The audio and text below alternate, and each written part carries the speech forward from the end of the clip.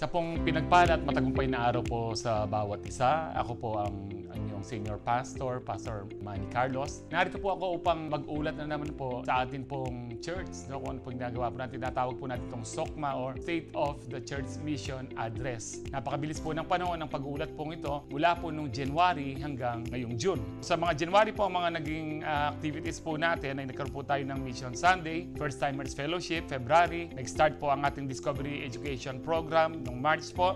Naging bisita po natin si Pastor Alex Tinsay. Nabigyan po ng tema na High Calling to Worship. Noong April po, nagkaroon po tayo ng 7 Last Word Service, Resurrection Sunday, First Timers Fellowship po, second quarter. Noong May po, nagkaroon po ng graduation ng Discovery Education Program at sinelebrate din po natin ng Mother's Day. Meron po tayong Journey sa Vacation Bible School sa mga bata. Of course, yung pong Brigada Eskwela. Noong June po, nakita po natin ang camp na tinatawag po natin Pursue Youth Camp. We celebrated din po ang Father's Day. Nagkaroon din po tayo ng mass wedding at Brigada Eskwela. Ngayon po, i-detalye po natin ang lahat po ng ito sa ating po Mission Department at Tunelo Good Foundation. Napakarami po natin ginawa, biyaya lamang po ng Diyos ito. Kasalukuyan po natin pinapatayo ang building construction for the BCA. Maging po nagpatayo din po tayo ng temporary shelter sa Dukit Church po natin. Ay meron din po tayong mga church improvements sa ating sanctuaryo. Di po sa ating pulpit wall, mga ceiling lights po natin, kaya maliwanag po ngayon. Sa ceiling beam and stairs at saka po sa cistern. May mga repairs and maintenance din po tayo sa ating mga sasakyan. Baging sa San Pedro, may mga dinuho tayo dito yung circuit breaker, tsaka po yung sliding windows po nila, pinagawa po natin. At may mga maintenance po tayo sa ating CCTV upang lagi po itong maliwanag. Yung LED wall din po natin, may repair. Maging yung piano po natin, maintenance po yan. Sanctuary pews po natin, mga upuan po natin, po pina-repair din po. Accordion gate, baging tubig po natin, Jetmatic, may mga repairs po tayo yung ginawa dyan. At may mga purchases po tayo na ginawa. Bumili po tayo ng bagong flip type aircon para po sa church office po natin. At desktop computer para po sa audiovisual services po natin. Dalawa pong floor electric fan and 100 pieces monoblocks, monitor stand. Ganun din po, bumili po tayo ng mga bagong speakers po natin. Communion glassware, so hindi na po sila plastic. Dalawang units po ng LPG tank, dalawang printer, emergency lights din po, pito po ito.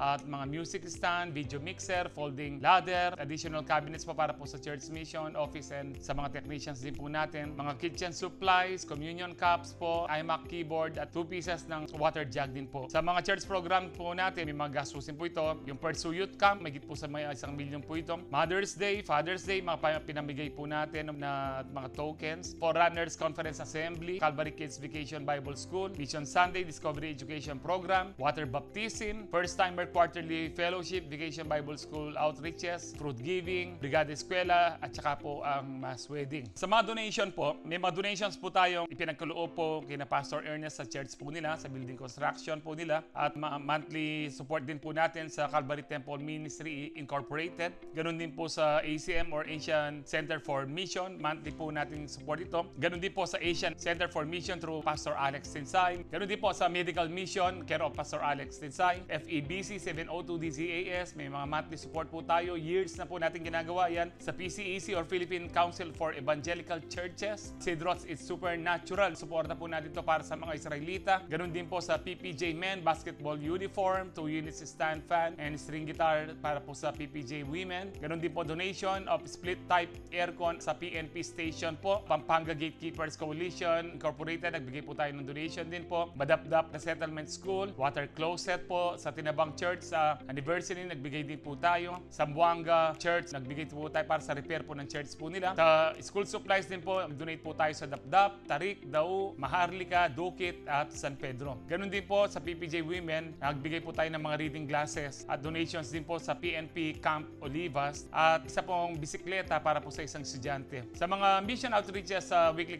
expenses naman po ito sa San Pedro, Dapdap, Inararo, Tarik at Dukit churches po. Regular po ito weekly, may mga gastusin po tayo. Maging sa mga Bible studies po natin, katulad po ng Kalsarang Bayu, Howville Bible Study, Philippine National Police, Pampanga Provincial Jail, sa Men at Women, Santa Maria Bible Study, Hensonville Bible Study, Kutkut Bible Study, Dao Checkpoint Bible Study, Marisol Bliss Bible Study.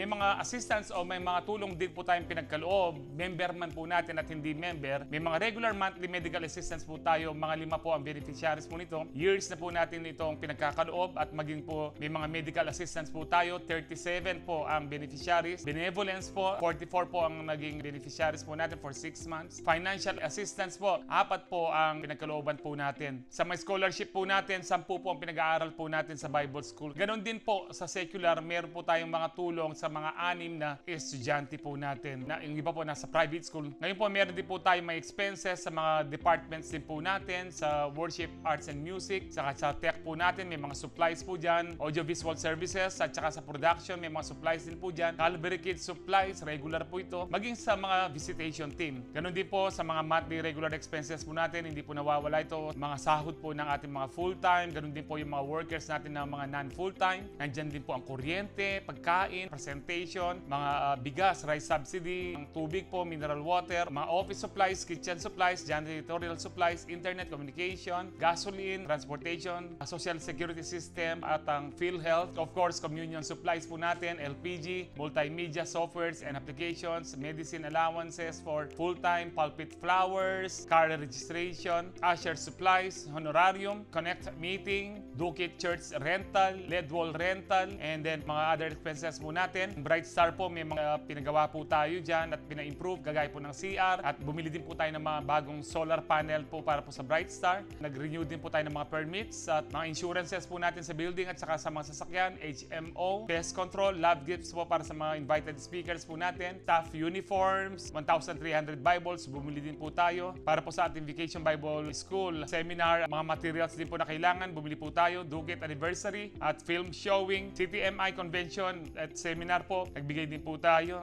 Registration of books of accounts, mayor permits, renewal, Inararo Mission, Exposure at Aurora, Quezon, at maging Mindanao Mission. Sa 6 na buwan po, marami po tayong naranasan, bagamat marami pong pagsubok, patuloy na naranasan po natin, pero higit pa rin po ang kapangyarihan at biyaya ng Panginoon. So muli po, maraming salamat po sa katapatan po ninyo sa paglilingkod sa Diyos at pagbibigay po sa kanyang gawain. Nawa po, wag po tayong maghimagod, maghinawa pong gumawa ng mabuti sa ating kapwa, lalo na po sa gawain ng ating Panginoon. Matagumpay lang po tayo dahil kay Kristo. To God be all the glory. Shalom.